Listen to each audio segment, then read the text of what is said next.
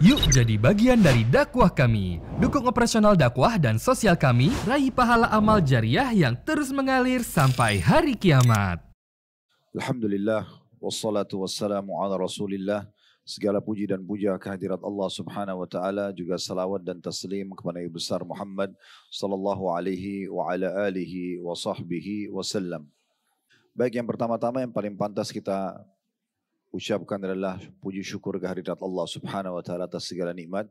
Termasuk Allah masih memberikan kesempatan kita hari ini umur lagi yang bisa kita gunakan untuk ketaatan kepadanya. Dan tentu kita beristighfar dan bertaubat kepada Allah bila ada kesalahan-kesalahan.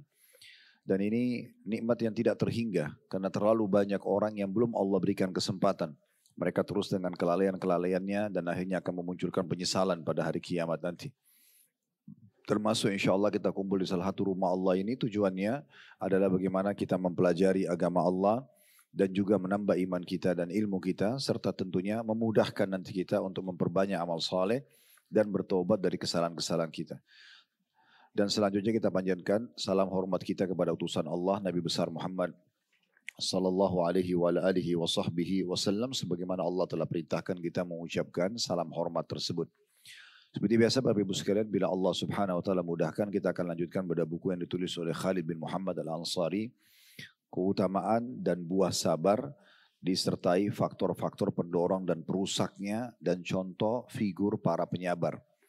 Kita masih ada di poin lembaran ke-6 di halaman 57, tentu bahasanya lembar-lembaran sesudahnya, tapi kita masih berada di induk judul ini, faktor-faktor yang merusak sabar. Sudah pernah kita jelaskan, salah satu yang merusak kesabaran seseorang, yang pertama adalah sikap gundah. Dia selalu berkeluh kesah. Apa saja yang menimpahnya, maka dia selalu menceritakan dan menjadikannya sebagai bahan permasalahan dalam hidupnya. Padahal sebenarnya yang sedang menguji dia adalah Allah subhanahu wa ta'ala. Allah yang mendatangkan ujian tersebut agar memberikan dia pahala ekstra dari kesabarannya dan juga memberikan dia pelajaran. Karena semua yang terjadi dalam kehidupan kita dalam bentuk ujian ini sekolah yang terbaik. Sekolah yang terbaik tanpa dibayar dan pengalaman hidup yang paling mahal. Di mana nanti kita akan tahu, oh ternyata ada orang seperti ini dan itu misalnya, atau ada kejadian seperti ini dan itu yang membuat kita tidak perlu terjerumus dengan kejadian yang sama yang kedua kalinya. Dan ini sudah panjang lebar kita jelaskan pada pertemuan yang sebelumnya. Kemudian juga yang kedua adalah emosional. Juga sudah kita jelaskan, emosi tidak akan mendatangkan manfaat sama sekali. Kecuali efek-efek negatif. Dia hanya akan mendatangkan seseorang akan buyar idenya, berubah raut wajahnya, kemudian juga sikapnya. Kami sudah berikan contoh kalau ada dua orang, yang satu benar misalnya si A, dan si B dalam kondisi salah. Di pinggir jalan, dan kita temukan si A sedang memarah-marahi si B. Kira-kira menurut kita siapa yang salah? Kalau kita tidak tahu tentang masalah mereka. Pandangan mata kita normal akan menyalahkan si A yang sedang memarah-marahi si B. Padahal sebenarnya dia dalam kondisi benar. Artinya memang marah ini memberikan penilaian negatif dari orang. Oleh karena itu kita tidak perlu emosional. Salah satu rahasia di mana Nabi Muhammad SAW meninggal di umur 63 tahun. Tidak ditemukan rambut putih beliau di kepala dan juga di jenggotnya kecuali maksimal ada riwayat yang menyebutkan 17 helai. Sisanya semuanya masih hitam. Disebabkan kenapa? Salah satunya adalah beliau bisa mengontrol emosinya. Beliau bisa mengontrol emosi. Nabi SAW sangat tenang dalam memecahkan semua permasalahan-permasalahan. Karena kalau kita tenang, masalah sudah terjadi nih. Kita tenang, maka lebih mudah kita memunculkan ide-ide dan menemukan jalan keluar dibandingkan kita emosi yang tidak akan mendatangkan tidak akan mendatangkan solusi, akan buyar semua ide-idenya. Orang yang ahli bela diri pun, kalau dia emosional, semua jurus yang pernah dipelajari akan hilang, ya, akan buyar semuanya. Orang yang berpendidikan kelihatan sama sekali tidak punya pendidikan kalau dengan emosional. Makanya Nabi SAW mewasiatkan kepada seorang anak muda pada saat dia datang mengatakan, ya Rasulullah wasiatkan saya. Apa yang terbaik saya bisa dapatkan sebagai bekal hidup saya. Nabi mengatakan, la taghdab. Jangan kau emosional. Itu solusinya. Ya. Bermula dari situ dulu. Orang ini tanya kedua kali, la taghdab. Jangan kau emosional. Sampai 3 kali Nabi SAW nasihatin yang sama. Dan ini sudah panjang lebar juga kita jelaskan pada pertemuan yang lalu. Sebab yang ketiga adalah gelisah. Tidak bisa menerima keputusan Allah Subhanahu wa taala. Saya sudah kasih tipsnya Bapak Ibu sekalian, ya tanpa menggurui tentunya, bagaimana kita harus bisa berada di dua sayap kehidupan. Bersyukur di saat nikmat ada, makanan ada, minuman ada, apalah semua. Allah berikan kesehatan, ada harta, ada pasangan hidup, ada anak-anak, ada pekerjaan. Kita syukuri. Tapi kita harus sadar, sisi lain ada pasangan daripada nikmat yaitu ujian. Itu pasti lewat dalam hidup kita. Nah di sini perangkatnya kalau kita sedang diberikan nikmat bersyukur, kalau sedang diberikan ujian kita bersabar. Nah salah satu ciri orang bersabar adalah tidak gelisah. Gak usah gelisah. Tenang saja dalam menghadapi permasalahan karena toh kita gelisah juga sedang terjadi. Tidak akan memberikan jalan keluar. Oleh karena itu lebih baik kita tenang. Dan ini sudah panjang lebar kita jelaskan tentang masalah kegelisahan itu bisa menjadi penyebab perusak daripada kesabaran sendiri. Lalu bagaimana supaya tidak gelisah? Kembali kepada Allah Subhanahu wa taala. Kembali kepada Allah. Saya pernah bilang kalau kita sedang mendapatkan nikmat yang ciptakan kita Allah, yang ciptakan nikmat itu Allah, yang bisa pertahankan hanya Allah. Kalau kita sedang diuji oleh Allah Subhanahu wa taala, penyakit, gangguan orang atau apa saja, maka yang ciptakan kita Allah, yang ciptakan ujian itu sendiri Allah. Dan yang bisa mengeluarkan kita dari masalah tersebut hanya Allah. Oleh karena itu tidak usah gelisah. Toh kita berada bersama dengan zat yang maha melihat, maha sempurna, maha hidup. Al-Hayyul Qayyum, sifat Allah itu adalah yang maha hidup dan terus menerus mengurus makhluknya. Allah tahu permasalahan kita, bukan Allah tidak tahu. Allah menguji kita. Dan Allah menilai bagaimana kita menghadapi permasalahan yang sedang kita diujikan. Kata seorang sahabat Nabi, seingat saya ini perkataan Abu Darda radhiyallahu anhu, beliau mengatakan, yang paling Allah cintai dari seorang hamba kalau dia sedang menguji hamba tersebut adalah hamba itu bisa menerimanya dengan lapang dada. Ya udah Allah sedang uji saya dengan penyakit sekarang, saya terima ini sebagai keputusan Allah, lalu ikhtiar mencari jalan keluar. Konsultasi dengan dokter, minum obat, oke, gak ada masalah. Tapi kita tidak gelisah di situ, kita tetap mengikuti arus prosesnya. Toh juga walaupun kita gelisah tidak akan mendatangkan kesembuhan misalnya, kecuali kita ikhtiar. Oleh karena itu ini salah satu faktor yang perlu jadi bahan perhatian secara khusus. Itu juga sudah kita jelaskan panjang lebar pada pertemuan kita yang lalu. Kemudian yang keempat adalah terburu-buru. Selalu tergesa-gesa. Ini salah satu sifat manusia, suka sekali tergesa-gesa. Berdoa sekarang, mau lihat sekarang hasilnya. Padahal dia pun kalau kerja di satu perusahaan, kemudian Bapak Ibu kerja di satu perusahaan, Bapak Ibu ingin dinaikkan jabatannya, ingin ditambah gaji atau payrollnya misalnya. Anda sedang mengajukan permohonan kepada dirut atau owner perusahaan. Saya yakin begitu Anda ajukan, Anda tidak akan mungkin menggebrak-gebrak pintu dirutnya. Mana kemarin proposal saya sudah, kenapa belum ada jawabannya? Saya yakin Anda akan bersabar, Anda tidak akan buru-buru. Karena Anda tahu itu akan dipelajari oleh manajemen dulu, nanti akan mereka berikan jawabannya. Mungkin kalau sudah terlalu lama, mungkin sudah 6 bulan, 1 tahun, Anda lalu menanyakan melalui HRD mungkin masuk akal.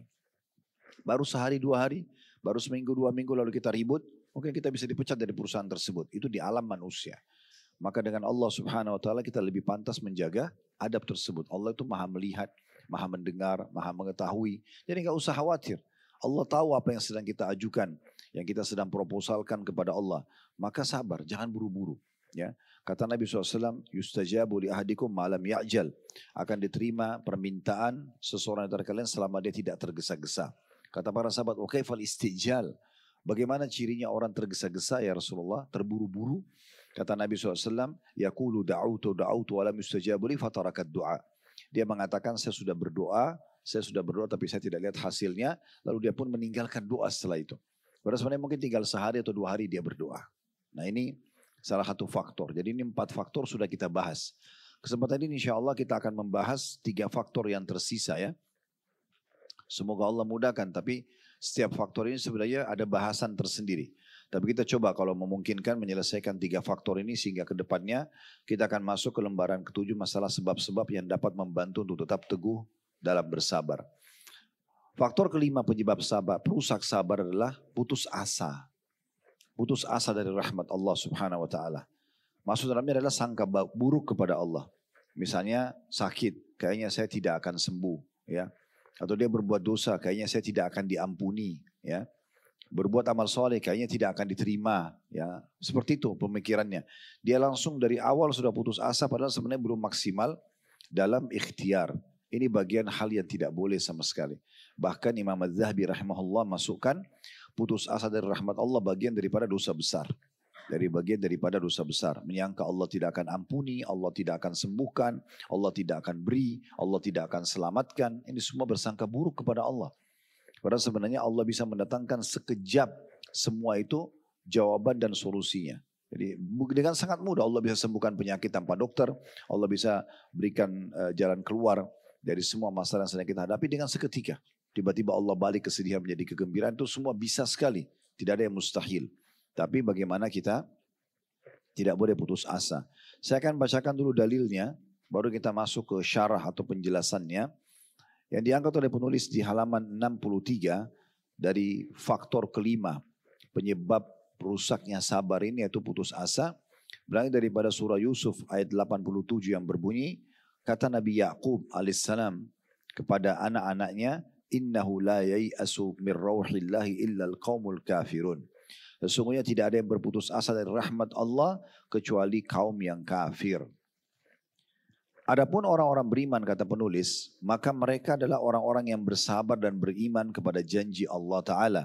Dan sikap putus asa tidak mendapatkan jalan untuk masuk ke dalam hati mereka. Jadi tidak ada celah untuk kita putus asa. Kita kalau masuk ke rincian begini. Dalam Islam, Anda kalau menghadapi sebuah masalah, Anda ingat 6 huruf ini. Solusi. Masalah apapun, yang kita pikirkan solusinya. Bukan lagi kita tanyakan kenapa terjadinya. Kalau sudah terjadi. Bangun tidur sakit.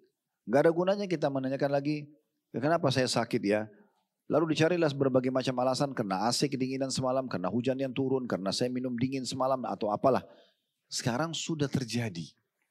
Yang terbaik, yang membuat hidup kita tenang, kita bisa bersabar, solusinya langsung. Solusinya adalah, udah minum obat, minum teh hangat, istirahat yang cukup, konsultasi dokter, nah itu selesai. Jadi semua masalah kalau Anda lakukan ini, maka akan lebih mudah, karena Anda, ini hidupan ini seperti game ya. Mentok satu titik kita akan cari jalan keluar di titik lain. Kenapa diajarkan seperti itu di permainan-permainan itu? Karena memang harusnya orang menemukan solusinya. Tanpa kita mengatakan game itu silakan dimainkan. Tetapi supaya mudah difahami saja pendekatan makna. Maka seperti itu kurang lebih. Kita jangan putus asa dengan cara kita langsung memikirkan solusi dari permasalahan. Karena permasalahan itu pasti akan berlalu dalam hidup kita. Saya pernah jelaskan Bapak Ibu sekalian, semua ini berpasang-pasangan. Seperti kita lapar, kita kenyang. Atau sebaliknya, kita kenyang, kita juga akan lapar. Sebagaimana kita muda, kita akan tua. Sebagaimana kita sehat, kita akan sakit. Itu berpasang-pasangan. Orang yang paham ini, sistem ini, mereka akan mudah melalui semua ujiannya. Karena dia tahu, sekarang saya sehat nih. Satu waktu saya sakit, oh saya kan juga pernah sehat. Udah selesai. Solusinya kalau lagi sehat bersyukur, kalau lagi ujian sakit saya bersabar. Tapi saya sudah sebutkan dari awal kita bedah buku ini, definisi sabar adalah menerima takdir Allah dan ikhtiar mencari jalan keluar. Seperti itu. Jadi Allah lagi uji saya, sakit tadi, langsung aja solusinya. Seperti apa solusinya? Ada orang yang gosipin kita. Gak usah kita bahas kenapa orang ini melakukannya, kenapa. Habis waktu untuk itu.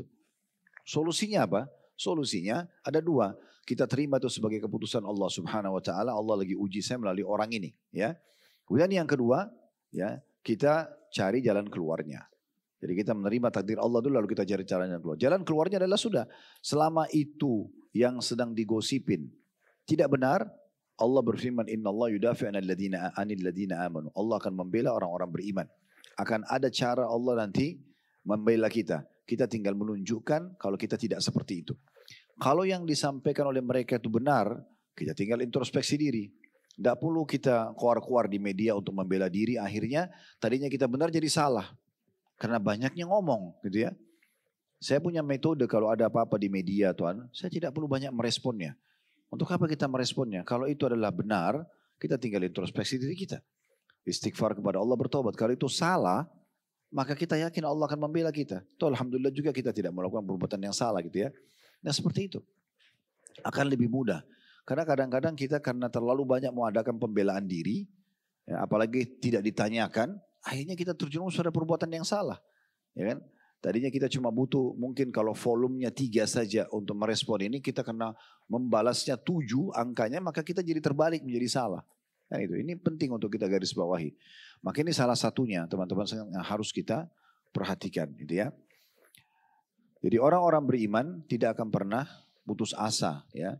Apapun itu sifatnya. Langsung solusi. Masalah-masalah besar. Contoh, Ustaz, saya investasi di seseorang lalu saya ditipu. Oke, solusinya. Ya. Kalau kita mau bahas, kenapa ya dulu saya kenal orang ini, untuk apa saya taruh uang sama dia, sudah terjadi. Apa manfaatnya? Manfaatnya solusinya. Ya udah, solusinya apa? Kita terima dulu. Ini jangan lupa poin pertama yang paling penting. Terima dulu sebagai ujian dari Allah Subhanahu wa taala. Allah lagi uji saya melalui orang ini. Ya udah, selesai, habis itu kita ikhtiar. Mungkin kita bisa menagih dia, kita bisa laporin dia, itu betul daripada ikhtiar.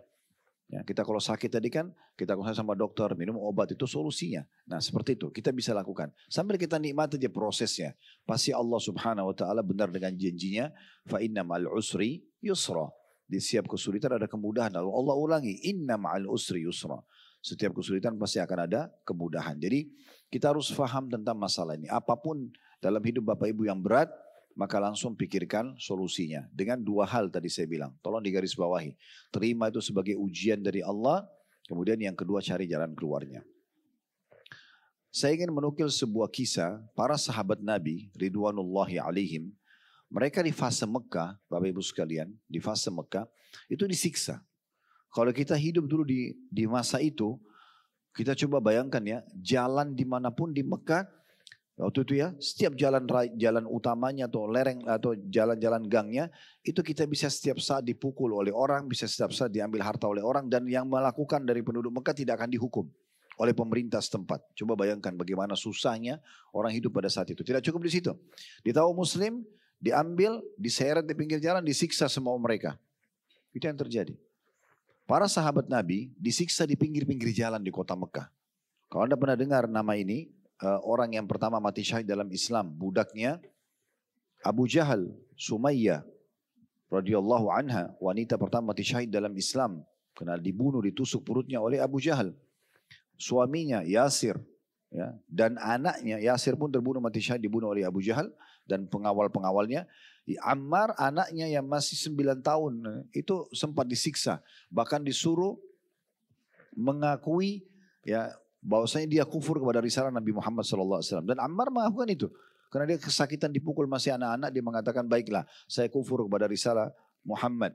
Lalu kata Abu Jahal, saya tidak mau lepas kau sampai kamu katakan, ada unta lewat, sampai kamu katakan unta ini Tuhanku. Maka Ammar mengatakan iya, unta itu Tuhanku. Lalu kemudian dilepas oleh Abu Jahal. Setelah itu Ammar sempat menyesal. Lalu kemudian beliau pun datang kepada Nabi SAW menceritakan, ya Rasulullah seperti ini kejadiannya. Maka kata Nabi SAW, wahai Ammar, kalau seandainya besok mereka lakukan lagi padamu, maka ucapkan yang sama. Lalu turunlah firman Allah Subhanahu Wa Taala, sesungguhnya Allah tidak akan menghukum orang ya yang hanya karena tertekan atau karena ucapan lisannya, ya. Tetapi apa yang diyakini dalam hati, karena Ammar tidak yakin dengan itu. Cuma dia disiksa, dia akan ya dihukum mati dan dia tidak mampu menampung kematian tersebut atau menghadapinya, maka dia pun mengucapkan ya illa man ukriha wa qalbuhu mutmainnun bil iman, kecuali orang yang dipaksa kata Allah sementara hatinya dipenuhi dengan keimanan. Walaupun ayah dan ibunya sudah terbunuh mati syahid ya. Kemudian kita juga tahu kisah Bilal oleh Umayyah bin Khalaf. Umayyah yang menaruh batu di atas perutnya di siang hari, di siang bolong matahari di padang pasir. Kita tahu Khabbab bin Arad radhiyallahu anhu, di mana punggung tulang belakangnya dari leher sampai ke tulang ekornya itu ada bolong di sebelah berwarna hitam kemerah-merahan. Karena ditaruh batu panas di tanah kemudian diseret sehingga luka. Dan itu bertahan sampai beliau meninggal dunia. Makanya di zaman kerajaannya kekuasaannya Umar bin Khattab radhiyallahu anhu ada Khabbab di situ. Kata Umar, wahai Khabbab, siksaan apa yang Quraisy lakukan padamu yang paling menyakitkan? Kata Khabbab ya sambil membuka bajunya, dia mengatakan ini wahai Amirul Mukminin, diperlihatkan. Jadi tulangnya itu, tulang belakangnya di sebelahnya itu ada bolong besar sekali. Ya, dari atas sampai bawah dan merah kehitam-hitaman. Itu setelah sekian tahun dia disiksa, masih ada bekasnya yang sangat besar. Sampai Umar waktu lihat Umar nangis. Umar dulu masa jahiliyah benci Islam. Beliau nangis lalu beliau mengatakan, apa yang mereka lakukan padamu? Kata dia, Khabbab, ya Amirul Mukminin, wahai pemimpin orang beriman, ini julukan raja di masa itu. Mereka meletakkan batu-batu yang agak tajam dipanaskan, sengaja dibakar, panas, ditaruh di padang pasir juga yang terik matahari, lalu tangan dan kaki saya dipegang, lalu saya diseret di atas batu tersebut. Mereka lakukan itu, ya. Tetapi sahabat-sahabat ini sabar, Bapak Ibu sekalian. Saya nggak tahu ya kalau kita hidup di masa itu kita bisa sesabar mereka nggak. Tapi ini contoh saja. Pertemukan perbuatan-perbuatan mereka ini dengan apa yang kita hadapi sekarang. Kadang-kadang kita cuma flu dan demam, kadang-kadang cuma hanya digosipin sedikit. Ini orang disiksa secara fisik, ya. Sampai ada seorang wanita disiksa dari pagi sampai menjelang malam. Dan orang-orang Quraisy waktu tinggalkan mengatakan, sungguh kami tinggalkan kalian wahai kaum muslimin bukan karena kasihan. Kami cuma jenuh, bosan udah siksa kalian. Apa kata para wanita-wanita muslimah pada saat itu? Sesungguhnya yang membuat kalian melakukan ini pada kami adalah Allah. Dan kami terus akan bersabar. Sampai nyawa mereka terenggut pun mereka sabar gitu ya. Ini kisah-kisah ini sebenarnya bukan kita datangkan untuk mengatakan oh kalau gitu umat Islam biar aja disiksa gak apa-apa. Bukan. Kita sedang berbicara bagaimana kalau ujian itu sudah datang. Maka kita memikirkan jalan keluarnya gitu ya. Kita seperti itu kurang lebih gambarannya. Baik, di sini diangkat perkataan syair, ya. Dikatakan al-ya'su yaqta'u ahyanan bi sahibihi la tai'asanna fa innal farijallah. Dikatakan terjemahnya terkadang putus asa itu memotong pemiliknya sendiri. Jangan pernah putus asa karena yang memberikan jalan keluar itu adalah Allah. Baik, sampai sini penjelasan yang ditulis oleh penulis ya. Sekarang kita coba bahas dulu tentang masalah putus asa ini dari penjelasan tambahan. Seperti biasa yang ngikutin kajian kita dari awal tentu tahu metode yang kami gunakan. Setelah membaca isi buku, kita akan coba bahas lebih jauh dengan tambahan-tambahan informasi. Ya. Baik, tadi yang kita baca surah Yusuf ayat 87 itu kan masyhur sekali. Kisah tentang Nabi Yusuf alaihissalam waktu beliau dibuang di sumur oleh saudara-saudaranya, ya, kemudian diambil oleh kafilah yang lewat, lalu dijual di Mesir, lalu tinggallah di rumah orang Mesir, ya, pada saat itu sebagai majikannya, dan terus menerus, ya, sampai akhirnya menjadi raja. Nah, Nabi Yakub alaihissalam sempat, ya, mengingatkan anak-anaknya, suruh cari Yusuf lagi. Di mana Yusuf? Waktu itu juga sempat mereka pergi ke Mesir, saudara-saudara Yusuf ini yang jahat tadinya, membawa adik mereka namanya Binyamin, itu untuk, karena permintaan Nabi Yusuf. Yusuf waktu itu sudah dewasa, mereka bertemu, karena waktu itu di Mesir tempat mengambil pangan ya. Maka saudara-saudara Yusuf datang, tapi mereka sudah tidak kenal Yusuf, karena Yusuf dulu tuh dilempar di sumur masih kecil, sekarang sudah besar. Maka mereka pun datang dan mereka bilang kepada Yusuf, tolong berikan kepada kami pangan, kami butuh ini. Mesir itu sumbernya, gandum. Maka Nabi Yusuf suruh beri, tapi Nabi Yusuf mengatakan, saya akan kasih kepada kalian kalau kalian membawa adik kalian yang bernama Binyamin. Tapi setelah Yusuf tentu menggunakan metode, menanyakan kepada mereka siapa orang tuanya. Tapi Nabi Yusuf sudah tahu siapa saudaranya. Nah, karena mereka cerita tentang ada adik yang bernama Binyamin, makanya Nabi Yusuf tahu itu sebenarnya, itu adik kandungnya Nabi Yusuf. Nabi Yusuf mengatakan, saya tidak akan berikan kepada kalian sampai kalian, ya, membawa adik kalian namanya Binyamin. Ringkas cerita mereka pun membawa Binyamin setelah diizinkan oleh Nabi Yakub, dan Nabi Yakub mengatakan, jangan putus asa wahai anak-anakku, carilah Yusuf dan Binyamin, sesungguhnya tidak ada yang putus asa dari rahmat Allah kecuali orang-orang yang kafir. Nah, seperti itu gambarannya. Di sini Nabi Yusuf alaihissalam sudah kehilangan dua anaknya, tapi beliau tetap menunjukkan tidak putus asa. Bahkan beliau memotivasi anak-anaknya yang tadinya berbuat salah itu, tetap cari adik-adik kalian, jangan putus asa karena yang putus asa dari rahmat Allah. Seakan-akan oh kayaknya sudah nggak mungkin Allah kasih ke saya, tidak mungkin Allah begini dan begitu, itu kecuali orang-orang yang kafir. Allah Subhanahu wa taala berfirman juga agar kita jangan putus asa, Bapak Ibu sekalian, termasuk para pelaku dosa. Kalau Anda sudah terlalu banyak melakukan dosa, anggap dari mulai kecil, dari mulai balik sampai sekarang umur 30, 40, Anda terlalu berbuat dosa. Jangan pernah Anda mengatakan, oh Allah tidak akan ampuni dosa saya terlalu banyak. Enggak boleh. Itu namanya putus asa dari rahmat Allah Subhanahu wa taala. Allah berfirman, dan ayat ini Bapak Ibu sekalian, ayat yang paling mulia berhubungan dengan masalah bagaimana Allah mengampuni dosa kita sebanyak apapun. Surah Az-Zumar ayat 53. Surah Az-Zumar ayat 53. Allah Subhanahu wa taala berfirman, "Qul ya ibadiyalladzina asrafu ala anfusihim la taqnatu min rahmatillah. Innallaha yaghfiru dzunuba jami'a. Al-ayah. Katakan hai Muhammad kepada hamba-hambaku agar yang sudah melampaui batas, terlalu banyak dosa dan pelanggarannya, terlalu sedikit ibadah yang dia kerjakan. Jangan pernah putus asa dari rahmat Allah, sungguhnya Allah memaafkan semua dosa-dosa. Sungguhnya Allah memaafkan semua dosa-dosa. Kita tidak asing dengan hadis yang Nabi SAW sampaikan, ada seseorang yang pernah membunuh 99 jiwa. Kemudian dia pun mendatangi seorang abid, ahli ibadah. Dan ahli ibadah ini tidak punya ilmu agama. Dia cuma hobi, suka ibadah tapi nggak ada landasannya. Maka ditanya sama orang ini, saya sudah membunuh 99 jiwa. Ada nggak solusinya? Saya masih bisa diampuni sama Allah nggak? Maka orang abid itu tadi mengatakan yang suka ibadah tapi nggak punya ilmu ini, dia bilang, nah dari mana Allah mau ampuni kamu? 99 orang kamu sudah bunuh. Maka karena orang yang tadi yang sudah membunuh 99 putus asa dia bunuh orang itu. Dilengkapkan 100. Ya kata Nabi SAW, dia pun melengkapkan korbannya jadi 100. Termasuk orang yang memfatwakan salah tadi. Lalu kemudian dia terus mencari sampai ketemu dengan seorang alim. Orang yang memang punya ilmu. Lalu dia mengatakan, saya sudah membunuh 100 jiwa. Apakah Allah masih terima pengampunan dosa saya? Kata dia, tentu saja. Rahmat Allah luas. Kamu tinggal bertobat kepada Allah, Allah akan maafkan.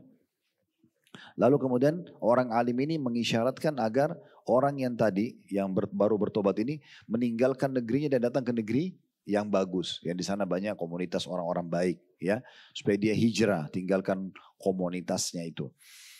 Maka dia pun jalan, di tengah jalan meninggal orang ini. Belum sempat tiba di lokasi yang dia mau ibadah, tapi dia sudah taubat, dia meninggal. Lalu Allah Subhanahu wa taala mendatangkan malaikat dua, satu malaikat penyiksa, satu malaikat kasih sayang. Karena orang kalau meninggal didatangi dua malaikat ini. Kalau orang beriman didatangi malaikat kasih sayang membawa kain kafan dari surga. Kalau dia orang yang kafir maka akan datang malaikat penyiksa bawa kain kafan dari neraka. Begitu dijelaskan dalam hadits Bukhari. Yang jelas pada saat itu dua malaikat ini datang dan masing-masing mau mencabut ruhnya. Yang malaikat rahmah menganggap orang ini sudah taubat, maka dia yang paling pantas mengambil ruhnya. Yang penyiksa mengatakan tidak, orang ini belum sempat ibadah. Ya, walaupun dia niat taubat.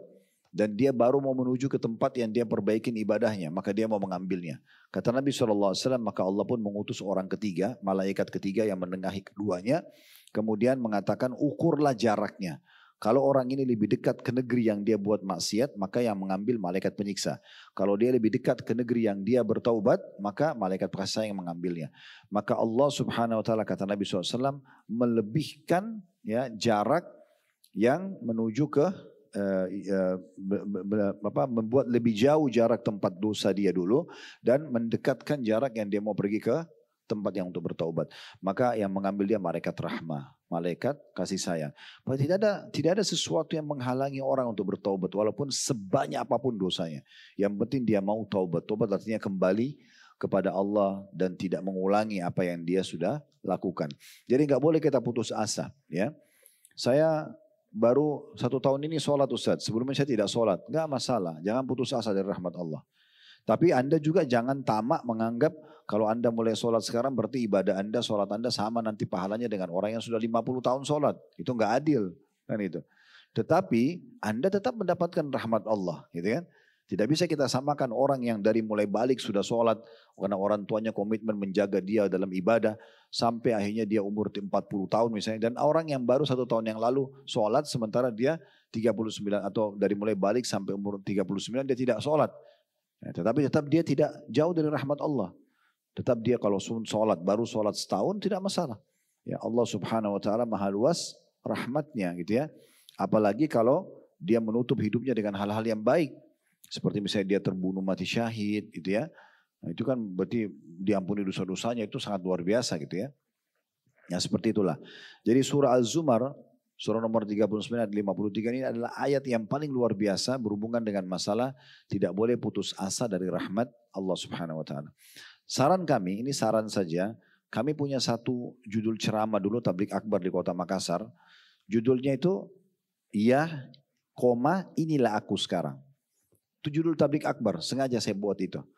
Ini khusus untuk teman-teman yang dulunya hidupnya jauh dari agama, sekarang sudah kembali ke agama. Walaupun orang bilang, kamu so alim dulu kan kamu begini. Iya, ini aku sekarang. Tidak apa-apa, jawab iya. Dulu saya belum paham. Gak ada yang aib di situ. Justru bagus kita masih sempat taubat, itu bagus. Justru sangat bagus. Jangan pernah merasa malu dengan lingkungan, lalu kita menjadi orang lebih baik. Gak ada masalah. Mau orang ngomongin itu terserah urusan dia. Yang penting saya sekarang memperbaiki diri saya, sisa umur ini harus saya isi dengan hal yang bermanfaat. Maka telah datang kepada Hasan Basri rahimahullah, satu orang yang kebetulan Hasan Basri tanya, umur kamu berapa? Dia bilang umur saya 60 tahun. Lalu Hasan Basri mengatakan, berarti kamu sudah 60 tahun jalan menuju kepada Tuhanmu. Dan sebentar lagi kamu akan sampai. Jadi kamu akan meninggal. Lalu kata orang tersebut, inna lillahi wa inna ilaihi raji'un. Kami milik Allah, kami akan kembali kepada Allah. Kata Hasan Basri, kamu tahu makna kata-katamu itu? Dia bilang iya, tapi tolong tambahkan informasi buat saya. Lalu kata Hasan Basri, maksudnya artinya tahu kalau kami milik Allah, kami akan kembali kepada Allah. Tapi dia ingin tangkap mutiara ilmu apa nih yang mau disampaikan oleh Hasan Basri. Maka Hasan Basri mengatakan rahimahullah, maknanya adalah kalau kau tahu kau dari Allah, ya, diciptakan oleh Allah dan akan kembali kepada Allah, berarti kau harus tahu kamu akan dihisab oleh Allah. Semuanya akan ditanyakan oleh Allah Subhanahu wa taala. Maka orang ini mengatakan, kalau gitu mal amal, apa solusinya? Saya sudah terlanjur 60 tahun ini banyak dosa-dosa yang saya lakukan, kekurangan dalam ibadah, apa solusinya? Hasan Basri memberikan jawaban yang sangat menarik. Dia mengatakan, solusinya adalah engkau memperbaiki sisa umurmu ke depan. Udah, sekarang berhenti dari pelanggaran, berbanyak ibadahmu sekarang. Maka Allah akan maafkan masa lalumu. Dan Allah terima amal yang kau kerjakan sekarang. Tapi kalau kau masih buka pelanggaran-pelanggaran lagi, maka Allah akan menghukum kau yang kamu lakukan sekarang dan yang lalu-lalunya. Artinya apa? Kita mulai sekarang melihat ke depan. Ya, tidak ada putus asa terhadap rahmat Allah atau dari rahmat Allah Subhanahu wa taala. Ibnu Abbas radhiyallahu anhuma, sahabat Nabi yang mulia, pernah berkata, "Anna rajulan qala ya Rasulullah mal kabair." Ada seseorang laki-laki datang dan bertanya kepada baginda Nabi SAW dan mengatakan, ya Rasulullah, apa itu dosa-dosa besar? Maksudnya yang Allah benci, yang Allah tidak suka.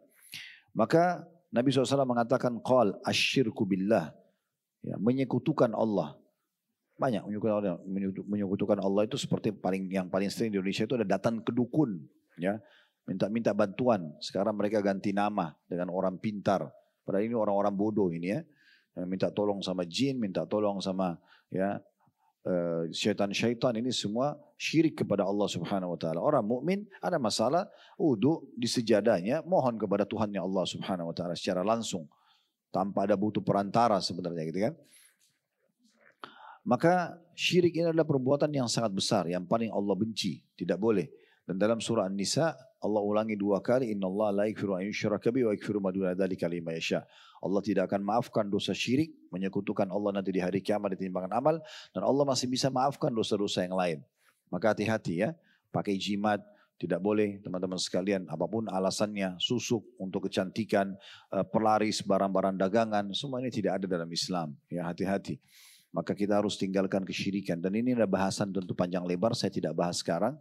Karena yang kita ingin titik beratkan adalah teguran atau peringatan Nabi yang kedua. Setelah dosa besar syirik, beliau mengatakan wal ya'su min rauhillah wal qanutu min rahmatillah. Dan yang kedua setelah syirik adalah seseorang, ya, berputus asa dari pertolongan Allah, seakan-akan Allah tidak akan tolong dia, dan berputus asa dari rahmat Allah. Allah nggak akan kasih rezeki, Allah tidak akan kasih kesembuhan dan seterusnya. Ini termasuk dosa besar.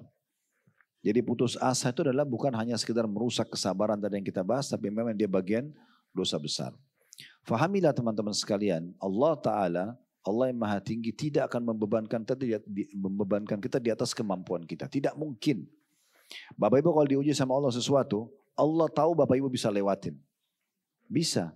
Makanya kata Nabi SAW, Allah tidak akan menguji hamba di atas kemampuannya. Ujian itu akan bisa dilalui bagaimana caranya. Kalau Anda lagi kuliah atau Anda lagi sekolah, bagaimana Anda supaya lulus ujian? Belajar. Nah ini belajar seperti ini. Oh ternyata itu jalan keluarnya. Jadi kalau ada ujian nanti dihadapi dengan cara seperti itu. Ya, kita bersabar. Nah seperti itulah. Dan Allah berfirman dalam surah Al-Baqarah ayat 286, la yukallifullahu nafsan illa us'aha. Allah tidak akan bebankan satu jiwa di atas kemampuannya. Jadi nggak mungkin. Berarti semua ujian itu Allah tahu kita mampu lalui. Kalau kita tidak mampu lalui teman-teman sekalian, maka Allah tidak akan ujikan kepada kita. Allah tahu kita ini semua belum mampu menghadapi seperti teman-teman di Palestina. Maka kita tidak diuji begitu. Allah tahu mereka mampu lalui itu. Sampai detik ini kalau kita dengar, umumnya mereka mengatakan Alhamdulillah anak saya mati syahid, Alhamdulillah istri suami saya mati syahid, misalnya orang tua saya. Mereka dengan senangnya. Makan susah tapi mereka masih makan dan masih misalnya mengatakan Alhamdulillah. Hampir setiap saat saya ikutin perkembangan mereka itu luar biasa. Dan saya sempat berpikir merenung sejenak, introspeksi diri. Mungkin kalau diujikan pada kita belum tentu kita mampuin. Maka beban itu dibebankan pada orang kemampuannya. Ada orang diuji dengan penyakit sudah 10 tahun. Tapi dia bisa lalui. Mungkin kalau kita belum tentu kita bisa. Oleh karena itu teman-teman sekalian jangan terlalu berlebihan bersangka buruk kepada Allah. Kenapa saya diuji begini, kenapa saya begini dan begitu. Itu pasti sunnatullah. Sistem dalam kehidupan ada nikmat, ada ujian. Gak mungkin tidak. Jangan membodohi diri sendiri seakan-akan kita mau nikmat terus ya. Makanya sudah dikasih perangkatnya, nikmat ada syukur, ujian ada bersabar. Dan ini yang sedang kita bahas masalah sabar. Satu buku ini semua bahas tentang sabar. Dari awal kita pelajari, kita sudah pelajari dari Al-Quran dengan tafsir-tafsirnya. Dari hadis-hadis Nabi SAW dengan tafsir-tafsirnya. Kemudian perkataan salafus saleh dengan makna-maknanya gitu kan. Kemudian contoh-contoh figur dari orang sabar. Dan sekarang kita pelajari tentang faktor perusak sabar. Semua ini adalah hal-hal yang membuat rincian ini. Kita pelajari supaya kita bisa melalui ujian-ujian yang ada. Dan yakinlah bahwasanya Allah selain tidak akan bebankan di atas kemampuan kita, juga Allah akan mendampingi kita. Allah akan dampingi kita, teman-teman sekalian. Allah akan mendampingi kita selama kita memang mau kembali kepadanya. Kalau Anda terus bergantung pada manusia, keluh sama tetangga ini, keluh sama teman yang itu, keluh sama kerabat yang ini, gak ada solusinya. Karena ini kasih jalan-jalan sesuai dengan akalnya dia sendiri. Apalagi kalau Anda bicara bukan pada ahlinya, ini masalah besar ini. Ya. Anda punya masalah rumah tangga, bicaranya sama orang yang gagal rumah tangga, gak bisa. Gak bakal ketemu. Atau bicara sama orang yang belum menikah, ini gak bakal nyambung. Ada di antara kerabat kami sampai bercerai karena si istrinya, kalau ada masalah selalu bicara sama adiknya yang masih gadis. Adiknya gadis gak ngerti apa-apa. Karena adik ini sumpah selalu dengar kakaknya keluh kesah tentang suaminya, lama dia bilang, Kak cerai aja. Bodohnya diikutin sama dia. Dia cerai sama suami, setelah cerai baru menyesal. Kan agak unik, bukan pada ahlinya. Untuk apa? Bicara pada ahlinya, itu pun konsultasi. Saya pernah bilang gitu ya. Beda konsultasi dengan curhat. Konsultasi, ini hukumnya apa? Apa solusinya? Itu konsultasi namanya. Ya, kalau curhat hanya kepada Sang Pencipta Allah itu yang paling tepat. Tuangkan semua di sejadah kita, tuangkan semua pada saat sujud, pada saat doa, tuangkan, bicara berdua sama Allah. Itu puncak daripada kesempurnaan doa. Kita bicara sama Allah. Kita yakin Allah sedang mendengar, melihat kita. Dan kita terima itu sebagai ujian. Minta agar Allah berikan ketabahan, minta agar Allah berikan jalan keluar, Allah berikan maksimal pahala gitu ya. Saya pernah berbagi sebuah kisah menarik dari kisah Zakwan ibn Kaisan rahimahullah. Julukannya beliau Taus. Taus itu burung merak. Beliau bilang saya pernah haji. Kemudian saya dengar ada orang berdoa di dekat Ka'bah. Saya belum pernah dengar doa seindah itu gitu. Dan saking indahnya doanya. Sampai saya ingin dekatin kuping saya untuk dengar doanya orang ini. Dan doa ini Bapak Ibu sekalian. Tidak akan muncul ukiran-ukiran kata-kata indah. Kecuali kita sudah rutin berdoa. Baru Allah kasih keberkahan. Ya. Kalau kita jarang berdoa kita bingung mau doa apa lagi ya. Tapi kalau kita sudah rutin Allah datangkan kata-kata doa yang kita tidak pernah terfikir sebelumnya. Lalu tiba-tiba kata Zakwan rahimahullah. Orang itu tiba-tiba sudah terbawa dengan arus tawaf, saya sudah tidak lihat dia di mana. Maka saya pun mencari tidak ketemu. Dan selama haji saya berdoa, ya Allah pertemukan lagi saya sama orang ini. Saya ingin dengar doanya.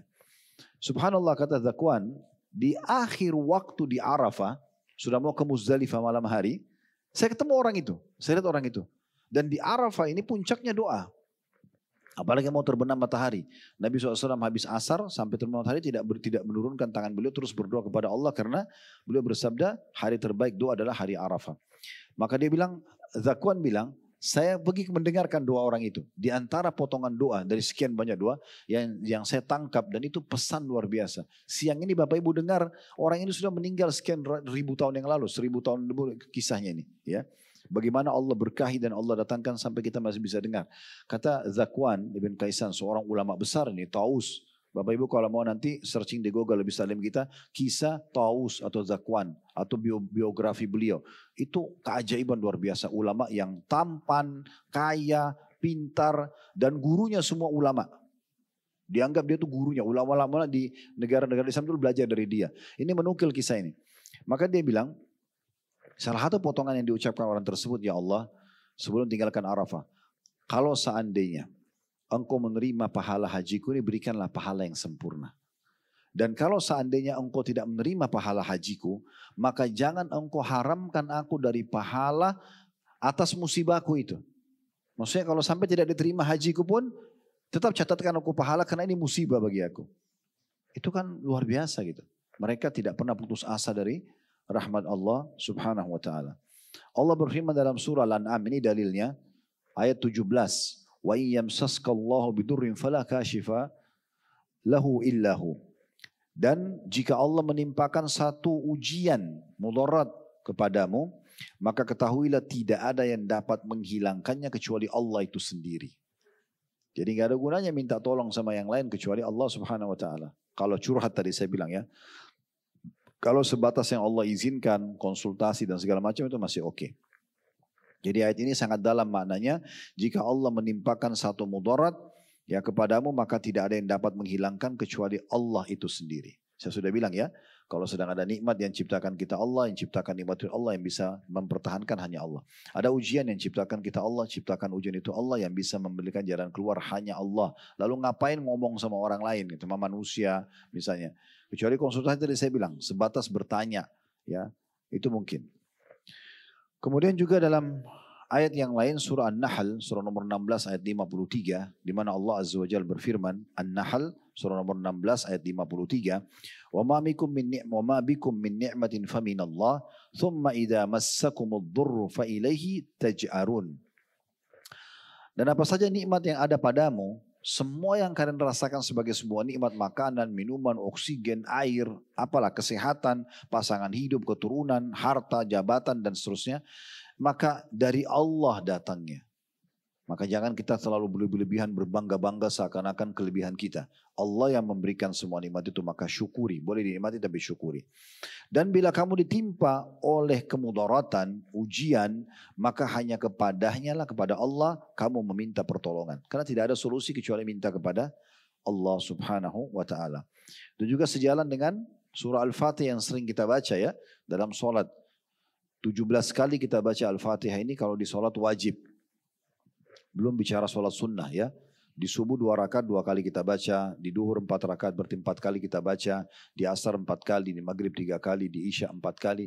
Ini kalau kita akumulasikan berarti kurang lebih 17 kali ya. Selalu kita ulangi iyyaka na'budu wa iyyaka nasta'in. Artinya apa? Hanya kepadamu kami menyembah.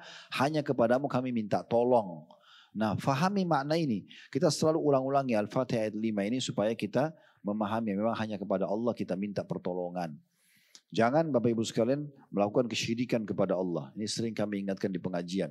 Salatnya iyyaka na'budu wa iyyaka nasta'in. Hanya kepadamu ya Allah kami menyembah. Hanya kepadamu kami minta tolong. Tapi habis salam minta-minta di kuburan di sebelah masjidnya. Mana tadi komitmen mengatakan iyyaka nasta'in. Kenapa bawa air? Kenapa ambil tanah di situ? Kenapa panggil-panggil orang yang sudah mati jadi tulang belulang? Kan itu. Oh ini karena orang alim Ustaz. Saya pernah ingatkan. Aisyah radhiyallahu anha ummul mu'minin, wanita suci dan mulia, istri Nabi SAW. Itu masih hidup 30 tahun setelah Nabi Muhammad SAW meninggal. Ini ranjang beliau, ini kuburannya Nabi. Jaraknya cuma 2-3 meter saja. Dan beliau terus saja tidak memasang pemisah antara ranjangnya dengan kuburan Nabi. Sampai meninggal ayahnya Abu Bakar. Sampai Umar meninggal. Waktu Umar meninggal dikubur dekat Abu Bakar baru beliau pasang hijab. Walaupun Umar sudah meninggal, beliau anggap itu adalah ya bukan mahramnya. 30 tahun lebih. Tidak ada satupun riwayat Nabi Aisyah pernah membuka pintu, ini kuburan Nabi, tanahnya berkah ambil. Lalu diganti tanah lain. Kita di Indonesia kuburannya datang hampir setiap hari tanah baru. Karena tanahnya diperjualbelikan. Ini luar biasa. Ya. Mungkin Anda pernah lihat di media itu. Dari mana ini? Hanya alasan ini orang alim. Kalau Nabi Muhammad SAW saja tidak dilakukan begitu, bagaimana dengan orang lain? Makanya Imam Nawawi rahimahullah mengatakan, saya heran dengan orang yang meminta-minta pada kuburan yang dianggap orang alim, padahal yang dalam kuburan itu sudah jadi tulang belulang dan manusia biasa seperti dia. orang yang mati butuh kepada kita yang masih hidup. Ya, kita yang harusnya mendoakan mereka dan seterusnya. Jadi jangan melakukan perbuatan-perbuatan yang konyol ini, ya, yang keliru. Kemudian juga firman Allah SWT yang sangat masyhur, di mana Allah menjanjikan asal kita bertakwa. Lagi nikmat ada, kita bersyukur, itu takwa namanya. Kita patuh sama Allah, kita syukuri. Di antara bentuk syukur adalah kita berbagi dengan orang dari nikmat tersebut. Kalau ada ujian, kita bersabar. Ini bentuk ketakwaan. Dan Allah pastikan dalam surah At-Talaq, surah nomor 65 ayat 2 sampai ayat 3. Wa may yattaqillaha yaj'al lahu makhraja. Siapa yang bertakwa sama Allah, Allah akan berikan makhraja. Makhraj ini jalan keluar terbaik pada saat ada masalah. Makanya tangga darurat di hotel-hotel di Madinah sama Mekah, bahasa Inggrisnya exit misalnya, pasti ada bahasa Arabnya makhraj. Mim, kha, ra, jim. Nah ini seperti yang Allah sebutkan dalam Al-Quran. Itu maksudnya apa? Tangga darurat. Kalau ada lagi darurat, liftnya lagi mati, terjadi kebakaran, selamatkan diri dari situ. Itu Allah gunakan ya kosakata ini. Siapa yang patuh sama Allah, lagi ada nikmat dia bersyukur dan dia nikmatin. Dan maksud berbagi sama orang lain, kalau ada ujian dia bersabar, bisa terima sebagai putusan Allah sambil ikhtiar cari jalan keluar. Maka Allah akan berikan kepadanya makhraja. Ini janji yang benar. Kemudian ayat 3-nya wa yarzuqhu min haitsu la yahtasib. Dan Allah akan memberikan rezeki dari tempat yang tidak disangka-sangka. Tentu wa may yattaqillaha yaj'al makhraja ini di akhir ayat 2 ya. Karena ini bicara tentang perceraian sebenarnya. Surah At-Talaq itu surah nomor 65 ayat perceraian. Tapi di ayat 2-nya, di akhir ayat 2 Allah sebutkan tadi. Wa may yattaqillaha yaj'al lahu makhraja. Siapa yang bertakwa sama Allah, Allah akan berikan jalan keluar dalam hidupnya. Kemudian ayat 3-nya wa yarzuqhu min haitsu la yahtasib, dan Allah akan berikan rezeki dari tempat tidak disangka-sangka. Ada seorang ulama namanya Ibnu Abil Izz Al-Hanafi rahimahullah berkata, faqad damina Allah lil muttaqina an yaj'al lahum makhraja mimma yadhiqu 'alan nas.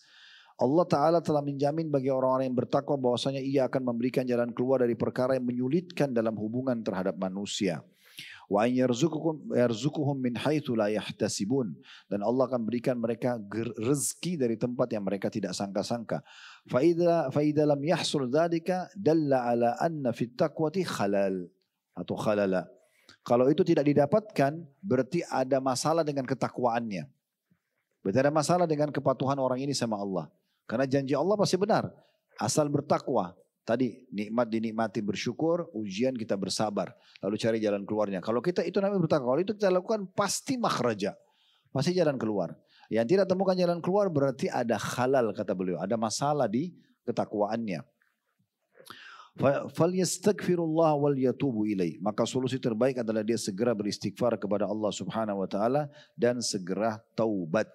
Segera taubat. Ada sebuah hadis juga yang menarik yang kita bisa singgung di sini teman-teman sekalian, adalah hadis Abu Ayyub Al-Ansari radhiyallahu anhu. Beliau mengatakan ana rajulan ja'ilan Nabi sallallahu alaihi wasallam faqal. Ada seorang laki-laki datang kepada Nabi SAW seraya mengatakan idzni wa aujiz. Tolong berikan aku nasihat tapi ringkas ya Rasulullah. Ringkas, padat, mudah difahami. Wa fi riwayah alimni wa aujiz. Tolong ajarkan aku. Dalam riwayat lain, tolong ajarkan aku dan ringkaskan. Faqal alaihi salatu wassalam, maka Nabi SAW bersabda, idza kumta fi salatika fasalli salata muwadda'. Kalau kau sedang ingin mendirikan solat, sebentar kita solat asar, maka anggap itu solat perpisahanmu. Habis solat mati, nah gitu, supaya solatnya khusyuk. Ya, ini Nabi SAW nasihati kepada orang ini. Dan beliau pun dalam riwayat lain kalau mau imam, biasanya beliau kadang-kadang, bukan setiap saat, tapi kadang-kadang mengatakan kepada makmumnya, selain sufufakum, luruskan dan rapatkan saf kalian, beliau mengatakan sallu salatan muwadda', salatlah seperti salat perpisahan. Nasihat yang kedua, wala takallamu bikalamin ta'tadiru minhu gada, dan jangan pernah kau ucapkan kata-kata yang nanti kau bisa minta maaf di hari akan datang. Artinya, sebelum kau ucapin kata-kata, pikir dulu baik-baik. Cerna dulu. Ini yang saya ucapin ini, masalah nggak buat saya nanti? Jangan asal ngomong aja. Ini Nabi SAW nasihat Nabi, nasihat Nabawiyah ini. Ya, sangat agung. Kalau mau ngomong, pikir dulu baik-baik. Jangan nanti omongan itu membuat kau minta maaf nanti. Karena minta maaf itu menjatuhkan nama kita nanti. Untuk apa kita masuk kepada poin? Kadang-kadang bahkan manusia banyak tahu kalau dia ucapin ini jadi masalah bodoh. Tapi ucapin. gosipin orang, fitnah orang, caci maki orang, itu kan kembali kepada dia juga. Untuk apa gitu ya. Kemudian yang ketiga, wa ajmi'il ya'sa mimma fi yadin nas. Dan kata Nabi SAW, kamu harusnya berputus asa dari apa yang ada di tangan manusia. Di poin ini, dari hadits ini, dan hadits ini disebutkan oleh Imam Ahmad dan juga dihasankan oleh Al-Busiri, ya. Ada juga ulama yang melemahkannya, tetapi umumnya ulama ada yang menghasankan hadis ini. Dari sini kita bisa lihat bahwasanya ada hal yang dibolehkan di poin masalah putus asa, yaitu sebenarnya bukan dibolehkan putus asa, tapi lebih kepada kalau ada sesuatu yang sudah dimiliki oleh orang, usahakan kita tidak berangan-angan lagi mengharapkannya, gitu ya. Jadi bahasa supaya mudah difahami, putus asa dari apa yang di tangan orang lain. Ya. Misalnya orang itu sudah terlanjur jadi pasangan hidupnya orang lain, ya sudah. Orang itu mobil itu sudah terlanjur jadi miliknya orang lain, rumah itu sudah jadi miliknya orang lain. Udah selesai, gak usah pikirin lagi itu. Karena biasanya yang mengganggu juga, ya, yang memunculkan sifat putus asa ini dan akhirnya sampai pada tingkat menyalahkan takdir Allah. Kok dia sih yang dapat rumah di sudut, kok bukan saya? Kok dia yang dapat mobil warna itu? Kok dia yang dapat tas itu? Dan dijadikan permasalahan. Tidak usah. Kalau sudah dimiliki orang lain selesai. Pindah ke yang lainnya. Saya ingin berbagi poin yang pernah saya bagi juga di pengajian kita ya. Teman-teman sekalian, kita ini semua hanya banyak terpengaruh dengan casing saja. Saya sudah pernah bilang, semua ibu-ibu di sini yang hadir sama. Judulnya wanita. Beda casing ya. Ini putih, ini gemuk, ini pendek, ini turunan ini. Tapi judul intinya wanita. Sama. Saya sama semua laki-laki ini sama. Judul induk kami laki-laki. Beda casing ya. Maksudnya apa? Jangan hanya terpengaruh dengan casingnya. Nggak bisa teman sama orang ini, teman sama yang lain. Nggak bisa nikah sama ini, nikah sama yang lain. Selesai. Mudahkan aja urusannya. Sama-sama manusia. Sama-sama ini wanita, ini laki-laki. Makanan. Bedanya apa? Orang makan di piring emas sama orang makan di daun pisang. Casingnya. Ini piring emas, ini daun pisang. Intinya apa? Makan. Coba fahami ini ya. Jadi mudah semua nanti. Ya. Apa depan mata kita ada rezeki? Alhamdulillah. Nah sama tempe ya sudah bismillah. Mau di daun pisang, mau di piring plastik, mau di piring. Sama aja. Intinya kita makan kan gitu. Yang penting kaidahnya halal. Nah sudah kan gitu. Banyak orang kadang-kadang hanya kena casing. Nah ini yang membuat nanti dia bisa putus asa dari rahmat Allah gitu kan. Jadi ini poin juga yang perlu kita garis bawahi. Allahu a'lam. Umar bin Khattab berkata, inna tam'a faqr. Ketamakan terhadap apa yang sudah dimiliki orang lain ya itu adalah kefakiran.